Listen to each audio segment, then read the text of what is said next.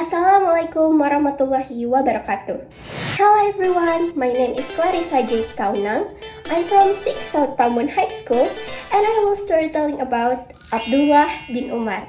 So, just keep on watching. At the time of the Prophet Muhammad, if the noble companions had a confusing dream, they would usually tell it to the Prophet Muhammad. One night, a teenage companion of the Prophet Muhammad named Abdullah bin Umar went to the Nabawi Mosque. He read the Quran until he was exhausted. After reading the Quran for a long time, he was going to sleep. As usual, before going to bed, he purified himself by taking wudu, then lay down and prayed.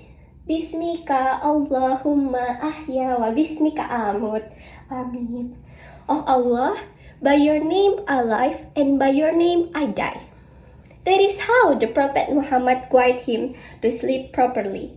So, even in sleep, the angel still records him as a person who is not negligent.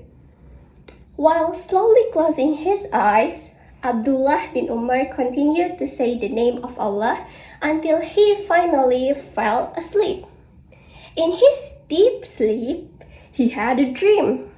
He met two angels, and without saying anything, the angel took him by both hands and led him to the hell.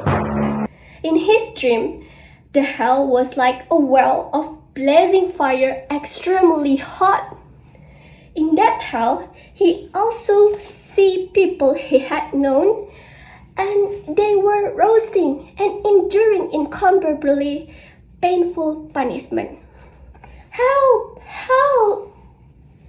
Witnessing the terrible and terrifying hell, Abdullah bin Umar immediately prayed, A'udzubillahi minan nar. I seek refuge with Allah from the fire of hell. After that, Abdullah bin Umar met another angel, and the angel said, You have not been protected from hellfire. In the morning, when Abdullah bin Umar woke up, he cried. He cried remembering his dream. Then he went to the house of Hafsah bin Umar, the wife of the Prophet Muhammad and also his sister.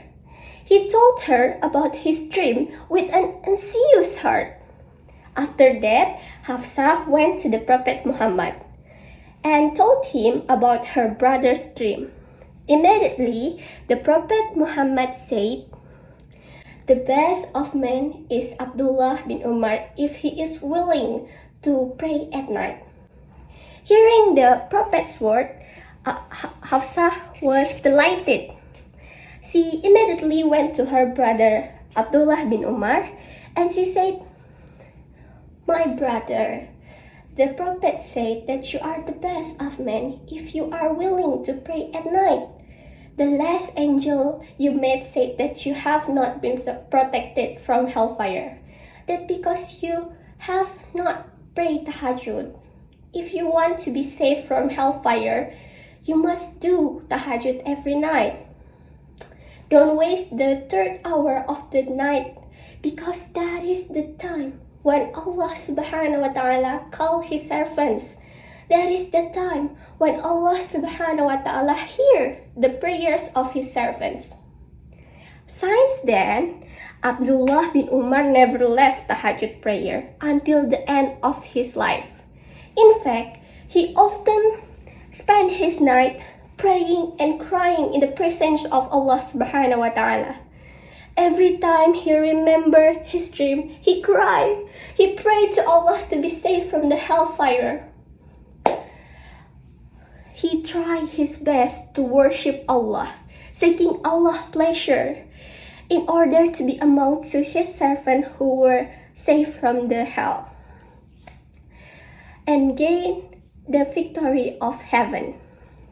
Finally, Abdullah bin Umar can feel how delicious tahajjud prayer is. How great is the virtue of tahajjud prayer. There is nothing more beautiful than the moment when he prostrates and cries to Allah at the night. So guys, this story illustrates very clearly the virtues of tahajjud prayer. If we all want to be safe from hellfire, if we want to get Allah pleasure, then we must also do tahajjud prayer. Okay? So yeah, that's all the story I can tell. Please apologize if there is a mistake in words. May all always be in Allah protection. Amin amin ya rabbal alamin. Wabillahi taufiq wal hidayah. Wassalamualaikum warahmatullahi wabarakatuh.